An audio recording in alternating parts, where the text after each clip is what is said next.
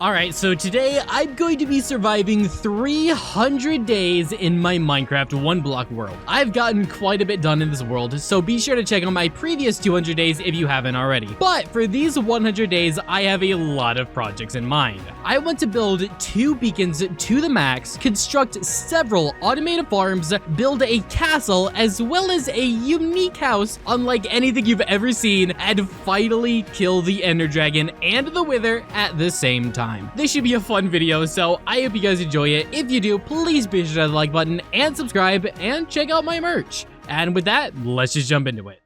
Alright, so the first thing I wanted to do here was actually start breeding my villagers so that way I could make my automated farms in the future. So I just built a temporary area behind where I was keeping them stored, placed down some beds, and then immediately went farming to get all of the bread I needed. And once I got all of that, I just went back there, chucked all of that bread, so that way we get the breeding process started and I could get my spare villagers. I also needed a few more mending books to get for the rest of my armor as well as my tools, so I really quick went and mined all of the trees over here to get a bunch of sticks to trade with my Fletcher villagers. And when I went over there, as you can see, we actually did get some baby villagers already. And once I finished trading for my emeralds, I looked over and noticed that they were all escaping. I totally forgot that they were smaller than regular villagers and they just totally got away. There was nothing I could really do about this till nighttime, so I just sort of had to let them go. I got my other mending books and then went back to my base, put that back on my 2 pieces of armor that I didn't have it on, and decided to put it on my axe since how that was already nearly broke.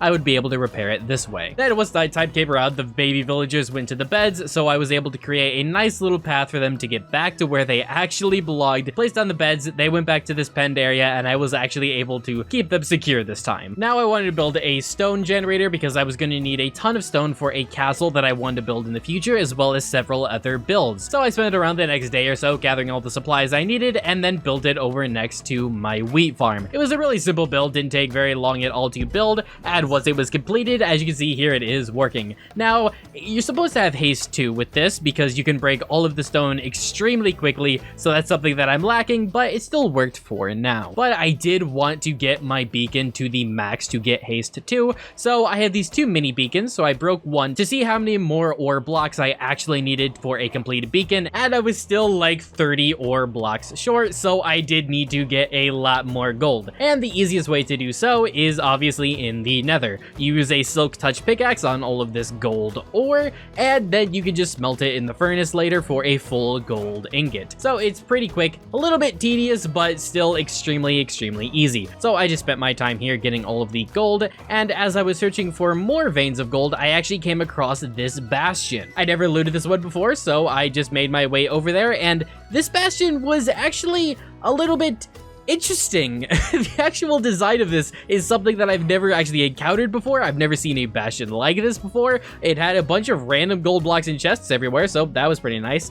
But like I said, I've never seen it before, so I looked online, watched a YouTube video, and actually found out that there is some gold hidden in the floor in a couple of these tunnels. So I went to those tunnels, and right here, I got a ton of gold blocks from this tunnel. I then went over to the other tunnel, mined out the wall a little bit, and came across even more gold blocks. So getting all of these gold blocks from this bastion was going to save me a lot of mining, but I still didn't quite have enough gold ore, so I went mined some more of that before finally making my way back home to smelt all of that for all of my gold blocks. After all of that finished smelting, I did have around 30 to 40 gold blocks, so I started placing down my beacon. I decided to create the base of the beacon underneath my base due to the fact that it would be so large, taking up so much space, and I also added a balcony around this beacon, so that way if I ever wanted to break it in the future, that would be easy to do so. And this balcony easily connected to the staircase I already had for my end portal. So I got to building that, only to realize that I was actually still something like 20 ore blocks short.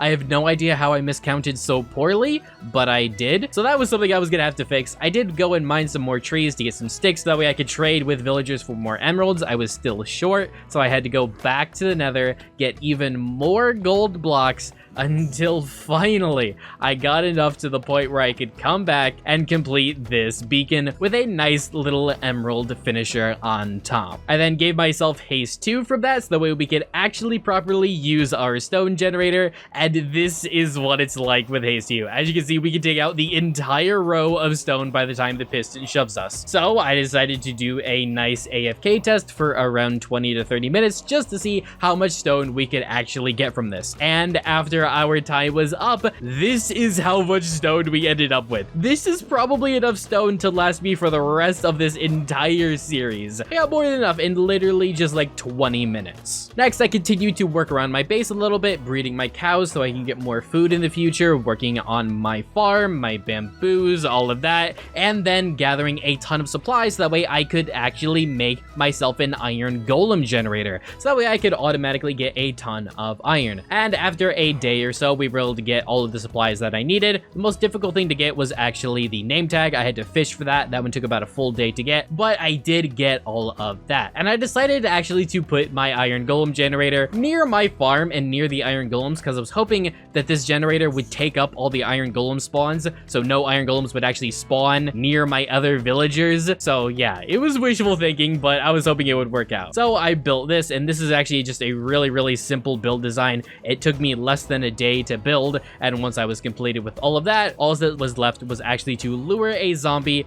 and then the 3 villagers up. The zombie is extremely easy. You just break a few torches, wait for a zombie to spawn, lead him up a staircase, get him trapped in, name tag him, and there you go. The villagers are also pretty easy too, but for some reason they were glitching out with their beds this night, so I had to wait for the next day to lure them up here. Basically what my plan was, is I was just going to break their bed, they were going to pathfind the nearest bed, which was going to be up in this spawner here, and they would just walk up by themselves. And I'm just covering this entire area in stone here because I tried this the night before and one villager literally just walked into the void and died. So yeah. But once nighttime rolled around, I broke the bed of this villager, waited for their pathfinding to update, and they found a bed. And sure enough, this thing worked flawlessly. He climbed all the way up and got in the bed right in my farmer. So I just had to do that with 2 other villagers, close out the entire area, and our iron golem spawner is completed. And it was already spawning iron golems and giving us all that good iron. And now, really all I had to do was see how good this thing actually was with a nice little AFK test. So I built myself a nice little safe area and AFK'd here for around 30 minutes. And for some reason, at the start of this, iron golems stopped spawning. I'm not entirely certain why, but then they started spawning again, only for an iron golem to spawn on the floor beneath the generator, and then it completely stopped spawning iron golems again. So the way that I fixed that is actually iron golem proofing my entire farm area here by putting leaves and flowers everywhere, because iron golems cannot spawn on leaves and flowers. So that meant the only place that they would be able to spawn is in the generator up here. I should have built this iron golem grinder just a little bit higher to prevent something like that from happening, but I didn't feel like moving it, so I just replaced the floor with leaves, and that worked perfectly. Throughout the rest of this entire video, iron golems never spawned anywhere other than up there in my iron golem grinder. Next, the thing that I wanted was to get full netherite tools. I had 4 tools that I wanted to make into netherite, which meant that I needed 16 ancient debris, which is going to take quite a while to mine. And for example, this is me mining out an entire area just to find a singular vein of ancient debris. I found no ancient debris yet until finally, after mining all of this out, we were able to find this one single vein of ancient debris. Now that was a bit abnormal. Usually you find ancient debris a bit faster than that, but yeah, still took me quite a while to get all 16 that I needed. Eventually I was mining out this one pillar here. I only needed 1 ancient debris left, broke all that netherrack, and I found my last ancient debris. And just to put it into proportion, this is just a fraction of what I have mined out looking for ancient debris. I had to repair my pickaxe several times while going through all of this just to get all of it. It is insane how long it takes to find all the ancient debris that you need. But once I got back to my base, I made all of those netherite ingots, turned my 4 tools into netherite after improving their enchantments a little bit, and there you go, mission completed. They are now pretty much maxed out, and I don't need to do anything else for my tools anymore. Next, I went to the end to find an end city, because for my future projects, I was going to need a ton of supplies and a ton of blocks. And of course, the easiest place to store all of the extra blocks you have is in shulker boxes, but I didn't have any extra shulker boxes, so I had to find this end city. So I just went through the entire thing, killing all of the shulkers that I could find, as well as looting the chests for a little bit of iron and gold. And once I finished that, I just just went back home. And from all of that, we were able to make ourselves 4 shulker boxes. Now done with that, I could finally actually start working on building the castle I've been wanting to build for such a long time. So I started clearing out an area here, and I actually decided to build the castle above my storage area here. I had a pretty good idea of how it would look, and I thought it would look fine. So yeah, I was gonna build it just above here, so I made my staircase. I then decided to turn all of this spruce slabs actually into bricks. That way it would look a little bit better with the castle. It would merge a little bit better. So I'll replace all of that. And then one thing I needed to do was actually clog up our mob grinder. And once that was done, we could actually get to work on building our castle. It's an extremely simple build. You just need wood and stone and stairs. And that's pretty much it for the entire thing. Didn't take me too long to build. I tried to keep it as simple as possible so that way I could build it as fast as possible.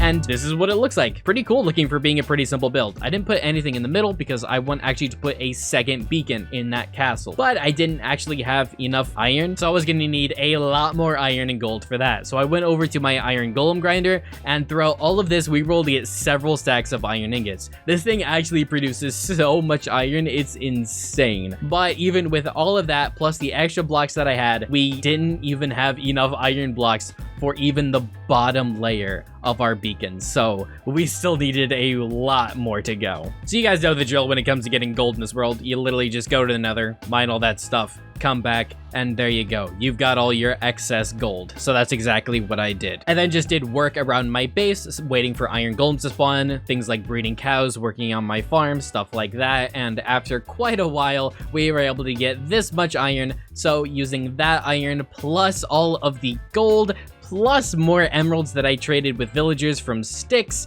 we were able to build our beacon. We got that thing completed, put the beacon at the top, and it was not turning on. And I couldn't figure out why, and it was really confusing me until I looked up and realized that, oh yeah, I totally forgot I had that mob spawner up there. I thought this wasn't gonna work out, but after doing a little bit of Googling, I realized that I was able to simply place some slabs up there, and that let the beacon spawn without actually breaking my mob spawner, so it worked flawlessly. Now our beacon was shining, and I just gave myself strength at the start, because why not? Then after doing a little bit more decorating around my base to make things look a little bit better, now I wanted to actually improve my 1 block. When you break the 1 block, the water shoves those blocks that break down to the hoppers in the chests, but those chests fill way too quickly, so I wanted to add even more chests. But I needed to raise the water so that way I could add more chests, and that's extremely simple. You just add some source water blocks, some soul sand, and it launches the blocks upwards, and there you go. And I totally forgot to record this with my replay mod to give you a nice time lapse, so here's just a really quick first person point of view of what it looked like. Yeah, that's enough of that. That's really bad. Stop that. This is what it looks like in the end. It's super simple. Basically, the hoppers just put it in these top chests, and then they immediately go to the bottom chests. So now we have double storage compared to before. And just to test it out here to make sure it works, I broke a few blocks, and as you can see, these blocks actually got launched in the air because of that soul sand. Launched a bit too high, but I mean, it still worked, so there was no reason really to fix it. It worked just fine. As you can see, the blocks sorted perfectly. I then wanted to actually get to a total of 8,000 blocks mined. So I only needed to mine about 600 more blocks to get there. I did have to defeat a few monster parties along the way while mining all of this, but sure enough, after only about a day or so, we were able to get down to our final block. And there you go, 8,000 total blocks mined on our 1 block world. I was running a bit low on food, so just went over to my cows really quick, killed a few of them, got my food supply back up, and then grabbed all of the blocks that I needed from my chests. Most of the blocks this 1 block gives you are completely useless and I do not need, so yeah, I just grabbed the ones that I needed, made a redstone contraption, and dumped all the other blocks into the void. This is just a super simple redstone dropper contraption, which just drops all of these into the void, so I didn't have to do it manually. Super simple. Probably could have made it even more automated, but I'm not smart enough to use the redstone properly. This was just the simplest thing I could come up with, and it worked pretty well, so there you go. Now that I was done with that, I actually wanted to build my unique build that I have never done before, and I honestly don't know how it's gonna turn out. This is inspired from WadZee, but basically I want to build an entire house made out of pumpkins. So I had to make a pumpkin farm first, and to do so, I actually had to use every single last bit of dirt that I owned. So this was obviously a very expensive build, but I was hoping it would be worth it in the end. So built that pumpkin farm with as many seeds as I had, and the plan was to bone meal these seeds to get even more pumpkins till hopefully we could fill this entire thing with just pumpkins, and hopefully we'd be able to get enough that we needed to complete the build. So that's exactly what I did. I started bone mealing these. I then AFK'd to get a ton of pumpkins, that way I could get even more seeds, planted those, bone mealed those, AFK'd for a couple of days to get the hundreds of pumpkin blocks that I needed, until finally we had it all. I then built a bridge over to where I would build my pumpkin house, and now it was just a matter of gathering all the other supplies that I needed to complete this build. I was honestly not certain how well this would turn out, especially considering I am not a good builder by any stretch of the imagination, but in all honesty, I think this kind of works. It was a pretty simple build. I used some stone, brick, and quartz just to give it some nice detail, so 100% of this thing isn't pumpkins, and I'm gonna be honest with you guys, throughout everything I have ever built in my 9 years of playing Minecraft, this house, no joke, is probably the best thing that I have ever built by myself. And it's made out of pumpkins. Think about that. I've been playing this game for 9 years, and the best thing I've ever built is out of pumpkins. That's kind of sad when you think about it. But yeah, I actually really like how this house turned out. I am running out of time, so I don't actually have time to decorate this. What I was planning to do with this, though, is actually turn this entire pumpkin house into a villager breeding area. Don't really have time with that. Running out of days, and I still want to kill the ender dragon and the wither at the same time, so I really need to get work on that. But I was super happy with how that house turned out. So I went to the nether and started killing all the wither skeletons for my skulls, and I actually found this really good area to farm these wither skeletons. This bridge for the fortress is like 100 blocks long, so I could just use my elytra, fly from one end to the other, and literally just doing that, they would spawn as I would fly away. As you can see right here, I fly to one end, turn around, fly back, and more skeletons have already spawned. This thing was so insane, and is the fastest I have ever killed all of the wither skeletons that I needed. It took me maybe 10 or 15 minutes, I got all of the skulls that I needed,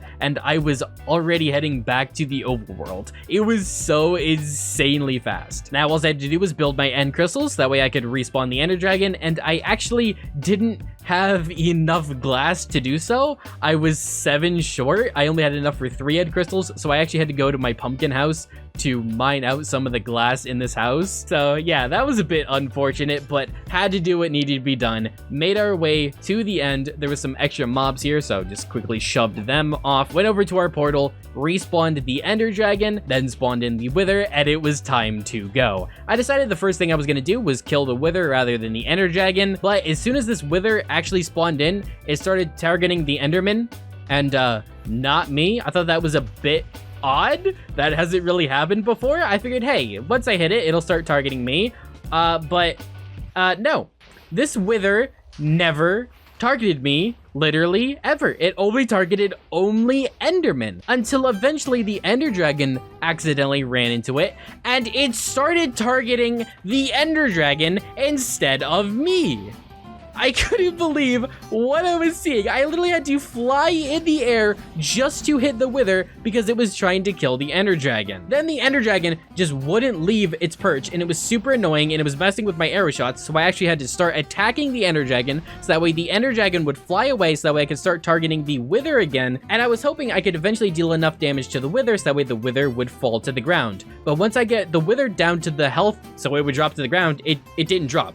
It continued flying. So I'm like, all right, this clearly isn't gonna work. I need to kill the ender dragon first. So I flew up, took out all of the towers, that way I could kill the ender dragon. And once I took out all of the towers, I actually realized that the wither finally fell to the ground. So I flew over to the wither, and yet again, it still was not targeting me. It was only targeting the dumb enderman, and I was finally able to kill the wither. And literally, the wither never did a single heart of health to me. It never attacked me. It never did anything to me.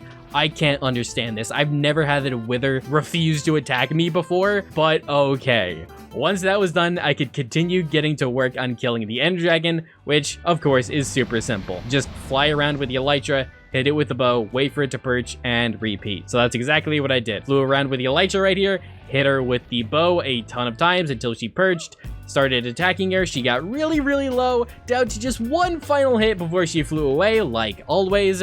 Deal one last bow shot, and there you go. We have killed the enderdragon and the wither at the same time. So definitely a bit of an odd fight with that wither not attacking me, but yeah, gathered all of our XP, hopped on in, and was immediately in lava because apparently this game hates teleporting me to my bed. But yeah, and here we go. We are back at our base for our 299th day, and I decided to just fly around really quick just to see how much we have progressed in these 100 days. We made our several automated farms. We got our pumpkin farm. We got our pumpkin house. We got our castle. We've got the netherite armor. We've got the mending. We've got the multiple beacons. We got all of that. Such an insane amount of work done in these 100 days. I honestly couldn't believe it. But yeah, went back to my base, said goodnight to Bucky, said goodnight to Sunny, slept, and that brought us to our 300th day. Officially survived in this one block world. I hope you guys enjoyed it. If you did, please be sure to hit the like button and subscribe, and I will see you guys in the next one.